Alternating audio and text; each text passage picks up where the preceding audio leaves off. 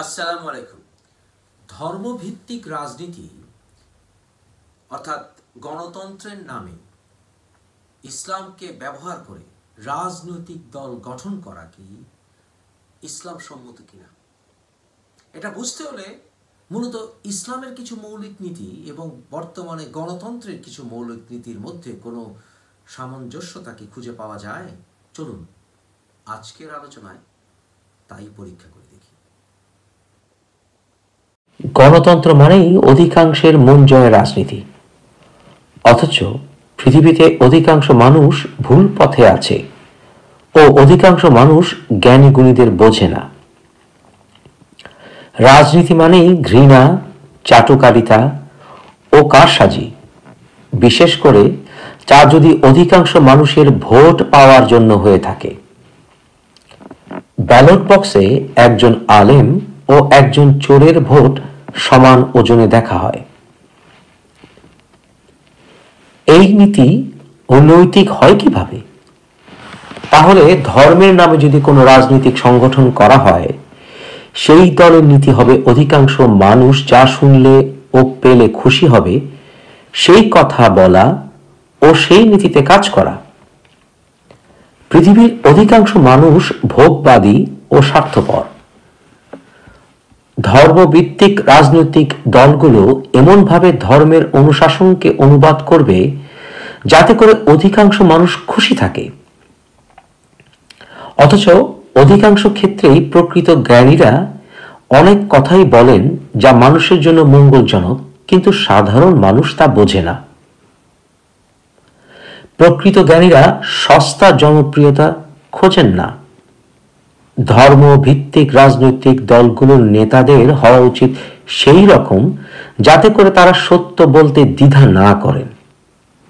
কিন্তু আসলে ধর্মভিত্তিক রাজনৈতিক নেতারা গণমাধ্যমগুলো ব্যবহার করে কিছু ক্যারিজম্যাটিক নেতা তৈরি করে, যারা এমন সুচারুভাবে সত্য মিথ্যা মিশিয়ে ধর্মীয় অনুবাদ তৈরি করে যাতে মূর্খ আবেগী মানুষদের ভোট পাওয়া যায়। মাঝে মাঝে এই মূর্খদের মাঝে কিছু ইস্যু এমন ভাবে এরা ফেলে যে সেই ইস্যুকে ব্যবহার করে অন্য ধর্মীয় ও রাজনৈতিক গোষ্ঠীদের বিরুদ্ধে হিংসা ও বিদ্বেষ ছড়ানো যায়। বিভাজন ও শাসন পন্থাতেই এরা এগোয়। বিভিন্ন কারণে সমাজের হতাশাগ্রস্ত মানুষরাই এদের সবচাইতে বড় হাতিয়ার। এদের নেতারা নিজেদের দলের কর্মীদের দ্বারা নিজেদেরকে প্রশ্নাতীত ভাবে এমন সম্মানের স্থানে নিয়ে যায় যে তারা এক একজন বিশ্বাসের অনুবাদকে পরিণত হয়। সাধারণ মানুষরা নেতাদের প্রশ্নাতীত ভাবে সম্মান করার বিষয়টিকে বিশ্বাসের অঙ্গ বানিয়ে ফেলে। এদের নেতারা রাষ্ট্রীয় ক্ষমতায় গেলে তারা ধর্মের নামে একের পর এক নিজেদের অনুমোদিত আইন প্রণয়ন করতে থাকে, যাতে করে মানুষের জীবন ও স্বাধীনতা শ্বাসরুদ্ধকর হয়ে পড়ে। সাধারণ মানুষরা ভাবে এটাই বুঝি প্রকৃত ধর্মীয় আইন। রাষ্ট্রের অভ্যন্তরে গন্ডগোল দেখা দিলে এরা ভিন্ন ধর্মের রাষ্ট্রকে শত্রু হিসাবে টার্গেট করে, যাতে করে সাধারণ মানুষ বিভ্রান্ত হয় এবং মানুষের মনোযোগ নিজেদের অপারগতা ঢাকার লক্ষ্যে ভিন্ন পথে তারা ধাবিত করে। ভারতের বিজেপি এর প্রকৃষ্ট উদাহরণ। সব ধর্মের ক্ষেত্রেই তা হয়ে এসেছে। ইউরোপে ইসলামের প্রখ্যাত দার্শনিক ইবনে তোফায়েল দ্বারা অনুপ্রাণিত হয়ে জন লকের মতন দার্শনিকরা ইউরোপীয় এনলাইটেনমেন্টের পথ সুগম করলে ইউরোপে গির্জা ও রাষ্ট্র আলাদা হয়। ইউরোপে ক্যাথলিক পোপের দৌরাত্ম্য নিয়ন্ত্রণে আসে। ক্যাথলিক ও প্রোটেস্ট্যান্ট খ্রিস্টানদের যুদ্ধ বন্ধ হয়। মুসলিম বিশ্ব প্রকৃত খলিফায়ে রাশেদিনদের পথ থেকে সরে এসে উমাইয়া ও আব্বাসি পথভ্রষ্ট তথাকথিত খলিফাদের অনুমোদিত ও লালিত পালিত হাদিস বিশারদদের দ্বারা শরিয়া আইন প্রণয়ন করতে থাকে, যা অধিকাংশ ক্ষেত্রে কোরআন বিরুদ্ধ। খলিফা রাশিদিনগণ কখনো নিজেদের প্রশ্নাতীত দাবি করেননি, অথচ মুয়াবিয়া ও তার সাঙ্গপাঙ্গদের অনুমোদিত হাদিস দ্বারা উমাইয়ারা সকল সাহাবাদের প্রশ্নাতীত করতে চেয়েছে, মূলত নিজেদের কুকর্ম ঢাকার জন্য, যাতে করে সাধারণ মুসলিমরা ধরতে না পারে আসল সাহাবা কারা। অথচ এই মুয়াবিয়া 41 বছর সিরিয়া শাসন করলেও একটি মসজিদ স্থাপন করেনি। খলিফা নির্বাচন করতে গিয়ে আহলুল বাইতদের একের পর এক হত্যা করে এই মুয়াবিয়া নামক নরপিশাচ পারিবারিক রাজতন্ত্র কায়েম করে, যা মুসলিমদের উমাইয়া, আব্বাসি, ফাতিমি ও মামলুকদের বংশীয় রাজতন্ত্রে আটকে দেয় শত শত বছর। প্রকৃত খেলাফত কোনো মতেই হযরত মুহাম্মদ সাল্লাল্লাহু আলাইহি ওয়াসাল্লামের পরিবারের বাইরে হতে পারে না, আর তাদের অবর্তমানে গণতন্ত্রের মাধ্যমে নির্বাচিত সরকারে মানুষের প্রকৃত ন্যায়ের কথা বলার জন্য আলেমগণ জীবনকে বাজি রেখে সত্য বলে যাবেন, এটাই আশা করা যায়, কারণ সেটাই ইসলামিক কর্তব্য। অন্যথায় ধর্মভিত্তিক রাজনীতি সংঘবদ্ধ ধর্মীয় স্বার্থবাদী হায়েনার গোষ্ঠী তৈরি করবে, যারা মুয়াবিয়া ও ইয়াজিদের মতোই আচরণ করবে। বর্তমান মুসলিম বিশ্বে এমন কিছু রাজনৈতিক দল আছে যেগুলো ক্যারিজম্যাটিক মানুষ খুঁজে বেড়ায়, যারা তাদের দলের কর্মী না হলেও তারা যেন কোনোভাবে তাদের বিরুদ্ধে অন্তত নিষ্ক্রিয় রাখা যায় সেই কাজ তারা করে। আর সেই ক্যারিজম্যাটিক মানুষটি যত সেই ধর্মীয় রাজনৈতিক দলের পক্ষে কথা বলবে, ততই তাকে তারা হাইলাইট করবে আর পরোক্ষভাবে নিজেদের কর্মী হিসাবে সমাজে পরিচয় করিয়ে দেবে। আর সেই ক্যারিজম্যাটিক নেতা তাদের বিরুদ্ধে গেলে, অর্থাৎ সেই ধর্মীয় রাজনৈতিক গোষ্ঠীর বিরুদ্ধে গেলেই তার চরিত্র হননের কাজে এই ইসলামের নামে গঠিত রাজনৈতিক দলটি মাঠে নামবে। মিশর, তুরস্ক, ভারত, বাংলাদেশ সহ সারা বিশ্বে এরা সক্রিয়। এরাই প্রকৃত ইসলামের সবচাইতে বড় শত্রু। এরা যুগে যুগে ভাইরাস হিসাবে নানা তন্ত্রে ঘুরে বেড়ায়। এরা সময়ে সময়ে নারী নেতৃত্ব হারাম বললেও আবার সময় মতো নারী নেত্রীর আচরে আশ্রয় নেয়। এরা ইসলামকে আচার অনুষ্ঠানে আটকে রাখে। আল্লাহর উপর নির্ভর বা তাওয়াক্কুলের কথা বললেও কিন্তু সেই কাজের জন্য যে তাফাক্কুর বা প্রকৃত ভাবনার প্রয়োজন তা তারা বলেই না। ভাবনার সকল দ্বারগুলো এরা হত্যা করে। মানুষের মুক্তভাবে ভাবনার বা অ্যানালিটিক্যাল মাইন্ড গড়ে ওঠার সকল রাস্তা এরা হারাম হিসাবে ঘোষণা দেয়।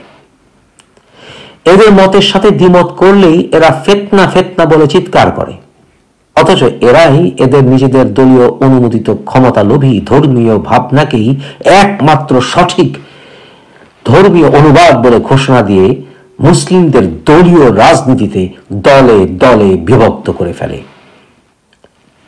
এদের কর্মীদের ধর্মীয় চিন্তার স্বাধীনতাকে এরা হত্যা করে এবং নিজেদের মধ্যে ক্ষমতার লোভকে আরো সুদৃঢ় করে ধর্মের নাম দিয়ে। আল্লাহ রাব্বুল আলামিন তাই আমাদেরকে বারবার সাবধান করেছেন, যাতে অধিকাংশের পথে হাঁটতে গিয়ে আমরা পথভ্রষ্ট না হই। আমরা জানি সূরা আসরে আল্লাহ সাবধান করেছেন 2 নম্বর আয়াতে, ইন্নাল ইনসানা লাফি খাসর, অবশ্যই নিশ্চয়ই মানুষ ক্ষতিগ্রস্ত। আমরা সূরা গাশিয়ার 22 নম্বর আয়াতে আল্লাহ রাব্বুল আলামিন হযরত মুহাম্মদ সাল্লাল্লাহু আলাইহি ওয়াসাল্লামকে বলেছেন আপনি তাদের নিয়ন্ত্রক নন। এবং সূরা আল জাসিয়ার 13 নম্বর আয়াতে আল্লাহ বলেছেন, এবং আয়াত্তাধীন করে দিয়েছেন তোমাদের যা আছে নবমণ্ডলে ও যা আছে ভূমণ্ডলে তার পক্ষ থেকে। নিশ্চয় এতে চিন্তাশীল সম্প্রদায়ের জন্য নির্দেশনাবলী রয়েছে, অথচ আমরা সাধারণ মানুষরা আজকে ভাবনার দায় দায়িত্ব ওই শায়েখ এবং যাজকদের ঘাড়ে ফেলে দিয়ে নিজেদের চিন্তা ভাবনার শক্তিকে হত্যা করেছি। আমরা ভাবি যা আমাদের যাজক শ্রেণী বলবে সেটাই সঠিক, কিন্তু নিজেদের ভাবনার ক্ষমতাকে আমরা হত্যা করেছি, যা সম্পূর্ণ ইসলাম বিরুদ্ধ, কোরআন বিরুদ্ধ।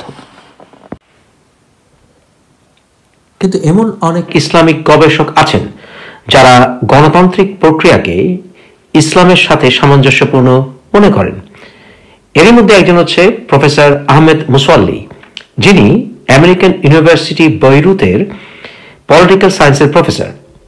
উনি মনে করেন কোরআনের 3 নম্বর সূরার 159 নম্বর আয়াত এবং 42 নম্বর সূরার 38 নম্বর আয়াত অনুসারে ইজমা, কিয়াস এবং আল হক্কা আল শরিয়ার মাধ্যমে আসলে গণতান্ত্রিক প্রক্রিয়ায় সূরা গঠন করে দেশ এবং আইন পরিচালনা করা সম্ভব।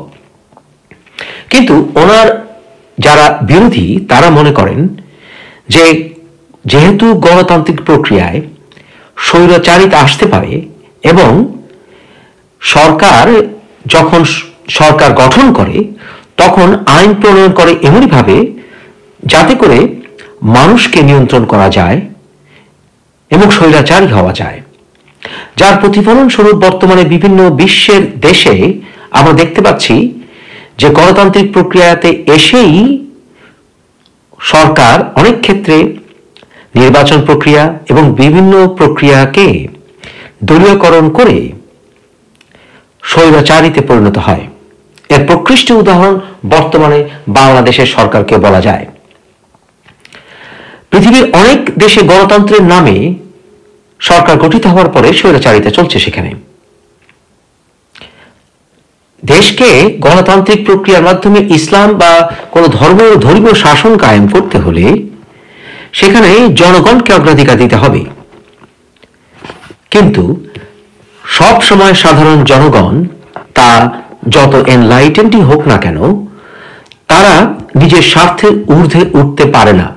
পৃথিবীতে নিঃস্বার্থ, জনসেবামূলক এবং সৃষ্টিকর্তার প্রতি ভয় রেখে তাকওয়ার মাধ্যমে দেশ পরিচালনা করার মতো মানুষ অত্যন্ত কম, এবং অনেক ক্ষেত্রে শ্রেষ্ঠ দার্শনিক এবং ত্যাগীদেরকে তাদের সময়ে রাষ্ট্রের মানুষরা তাদেরকে যথাযথ সম্মান দিতে পারে না।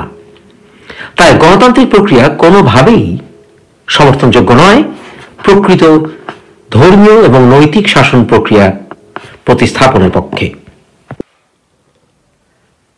পাকিস্তানের স্পিরিচুয়াল ফাউন্ডিং ফাদার মহাকবি আল্লামা ইকবাল, ওনার মতে গণতান্ত্রিক প্রক্রিয়াতে ইসলামিক শাসন, প্রকৃত ইসলামিক শাসন কায়েম করা সম্ভব যদি সেই নির্বাচন প্রকৃতার্থে জনগণের মতামত পরিস্ফুটন ঘটায়। এবং তিনি উদাহরণস্বরূপ খলিফায়ে রাশিদিনদের কথা উল্লেখ করেছিলেন এবং উনি এও বলেছিলেন যে উমাইয়াদ খেলাফতের শুরুর মাধ্যমে প্রকৃত ইসলামিক গণতন্ত্র প্রক্রিয়ার অবসান ঘটিয়ে রাজতন্ত্র কায়েম হয়।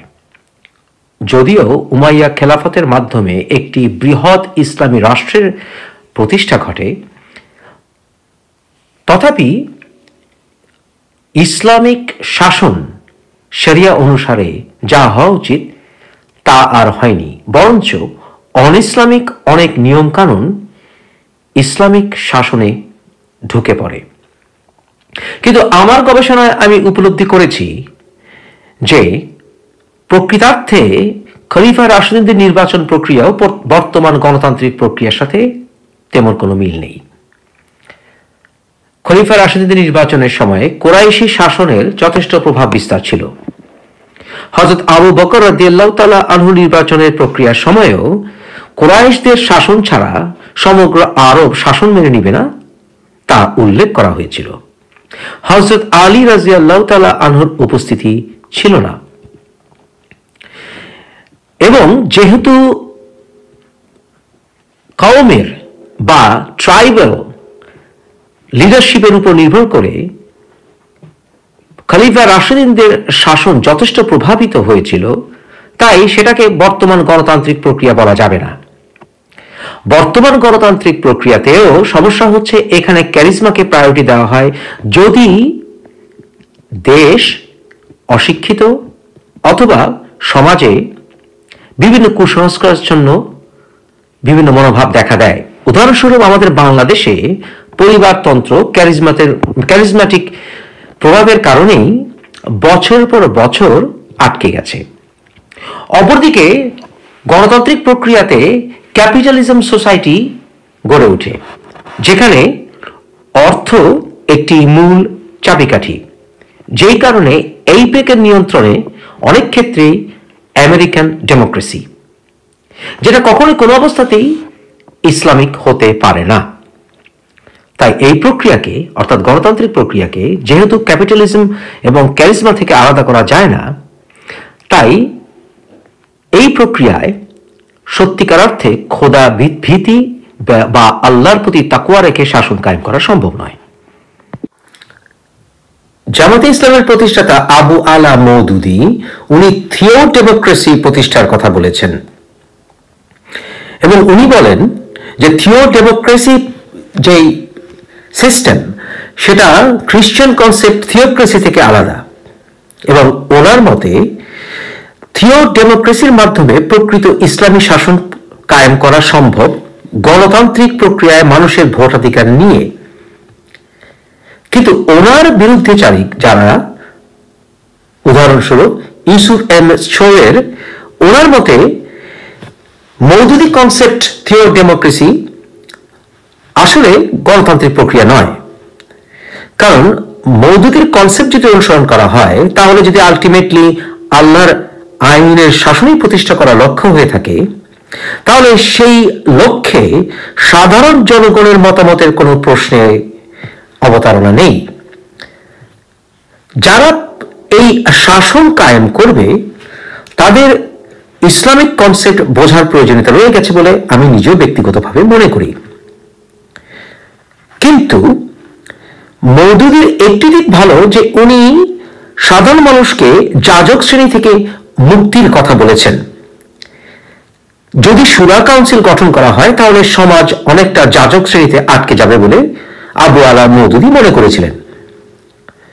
যাজক শ্রেণী যেমন ইসলামে নেই সত্য, কিন্তু প্রকৃতার্থে এও সত্য যে আমাদের দেশে তথা মুসলিম বিশ্বে অনেক ক্ষেত্রে মাদ্রাসা সিস্টেম যা চালু আছে, যাতে করে সত্যিকার অর্থে একজন মানুষ ধর্মশিক্ষার পাশাপাশি পৃথিবী পরিচালনার জন্য যে জ্ঞান বিজ্ঞান রাজনীতির আদর্শ জানা প্রয়োজন, সেগুলো যেহেতু জানার প্রক্রিয়া নেই, যেহেতু ব্রিটিশ শাসনের মাধ্যমে বিশেষ করে উপমহাদেশীয় মাদ্রাসাগুলোতে শুধুমাত্র ধর্মীয় শিক্ষায় পড়ানো হচ্ছে, তাই একদিকে যেমন শুরা কাউন্সিল গঠন করলে উলেমা কাউন্সিল শুধুমাত্র মাদ্রাসা থেকে নির্বাচিত হওয়ার সম্ভাবনা থাকে, যেই ভয়টি আবু আলা মওদুদী পেয়েছিলেন এবং সঠিকভাবে পেয়েছিলেন, ঠিক অপরদিকে এও তো সত্য যে গণতান্ত্রিক প্রক্রিয়া যদি সাধারণ মানুষের কাছে আল্লাহর আইন কি হওয়া উচিত এবং কোন রিপ্রেজেন্টেটিভ সত্যিকার অর্থে আল্লাহর আইন সংসদে পাশ করার পক্ষে কথা বলছে, সেই সিদ্ধান্ত ছেড়ে দেওয়া হয়, তাহলে ঘুরে ফিরে সেই সংখ্যাধিক্য বোকাদের শাসনই প্রতিষ্ঠিত হবে। তাই আমি মনে করি যে যদি দেশে এনলাইটমেন্ট সিটিজেনশিপ তৈরি হয় এবং সেখানে যদি উলেমা কাউন্সিল গঠন করতে হয় এবং সেখানে যদি ইসলামী শিক্ষা জ্ঞান বিজ্ঞান এবং ইত্যাদি সমন্বয়ের মাধ্যমে প্রকৃত আলেমদেরকে বা জ্ঞানীদেরকে, যাদের সর্ববিধ জ্ঞান থাকবে, তাদের রিপ্রেজেন্টেশন সম্ভাবনা নিশ্চিত করে শুরা কাউন্সিল গঠন করা হয়, তাহলে খেলাফতের জন্য অপেক্ষা করার প্রয়োজন নেই। তার মাধ্যমে সত্যিকার ইসলামী শাসন কায়েম করা সম্ভব, যেখানে সকল ধর্মের বর্ণের মানুষের অধিকার সুনিশ্চিত হবে। মুহাম্মদ আসাদ তার the principles of state and government in Islam গ্রন্থে, লিয়াকত আলী খান তার a theory of universal democracy গ্রন্থে এবং জাভেদ আহমেদ গামদি, ওনারা সবাই গণতন্ত্রের মাধ্যমে ইসলামী রাষ্ট্র কায়েম করা সম্ভব বলে মতামত দিয়েছেন এবং ওনারা এই কনসেপ্ট তুলে ধরেছেন যে হয় ফিউশন স্টেটের মাধ্যমে, না হলে ডিভাইন ল এর মাধ্যমে আসলে ইসলামিক শাসন কায়েম করা সম্ভব, যেখানে সবার অধিকার সংরক্ষিত হবে এবং সৃষ্টিকর্তা আল্লাহ রাব্বুল আলামিন সবার মঙ্গল চান। এই অর্থে উনি সবাই সম্মিলিতভাবে সিদ্ধান্ত নেওয়ার পক্ষে উদ্ধৃতি দিতে গিয়ে, যেমন জাভেদ আহমেদ গামদি উনি 42 নম্বর সূরার 37 নম্বর আয়াতকে উদ্ধৃতি দিয়েছেন। কিন্তু আমি ওনাদের সাথে দ্বিমত, কারণ সূরা আসরে আল্লাহ রাব্বুল আলামিন বলেছেন ইন্নাল ইনসানা লাফি কাসর, মানে সব মানুষরাই তো লসে আছে। তাহলে অধিকাংশ মানুষ প্রকৃতার্থে কখনো স্পিরিচুয়াল কনসেপ্টে ঐক্যবদ্ধ হবে বলে আমি মনে করি না।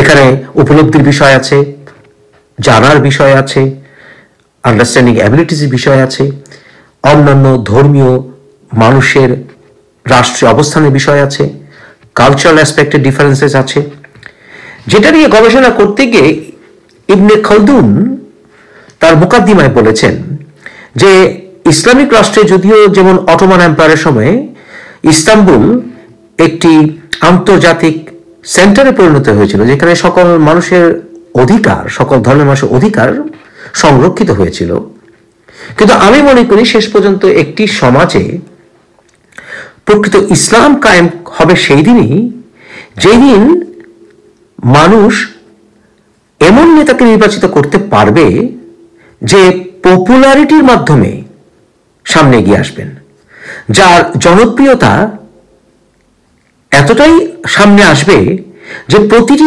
মানুষ যদি নিজের অন্তরে তাকায়, সে যদি অমুসলিমও হয় তথাপি ওই মুসলিম নেতার প্রতি তার একটি ভালোবাসা সৃষ্টি হবে। এবং তা কখন হবে, কার মাধ্যমে হবে, সেটা সময়ের অপেক্ষা মাত্র। কিন্তু প্রকৃত শাসন, ইসলামী শাসন তখনই সম্ভব যখন সেই নেতা সবার ভালোবাসা অর্জন করতে পারবে এবং তার ভালোবাসার প্রতি, শ্রদ্ধার প্রতি মানুষ অবিচল থাকবে এই জন্যই যে তার সমাজে সব মানুষের জন্য ত্যাগ, সব মানুষের প্রতি ভালোবাসা, সে যে ধর্মের যে বর্ণেরই হোক না কেন, তা প্রশ্নাতীতভাবে প্রমাণিত হবে।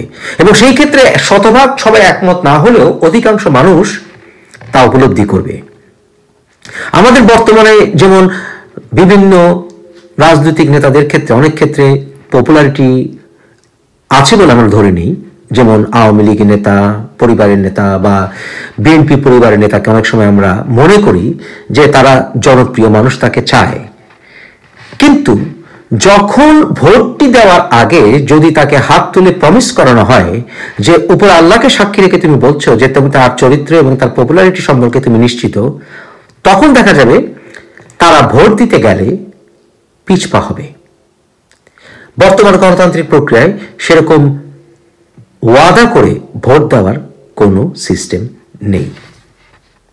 তাই গণতান্ত্রিক প্রক্রিয়ায়, বর্তমান গণতান্ত্রিক প্রক্রিয়ায় কোনো মতেই ইসলামী শাসন কায়েম করা সম্ভব নয়, যেখানে দলীয় মর্যাদাকে বা মার্কাকে অগ্রাধিকার দেওয়া হয়। তাই আমার সিদ্ধান্ত হচ্ছে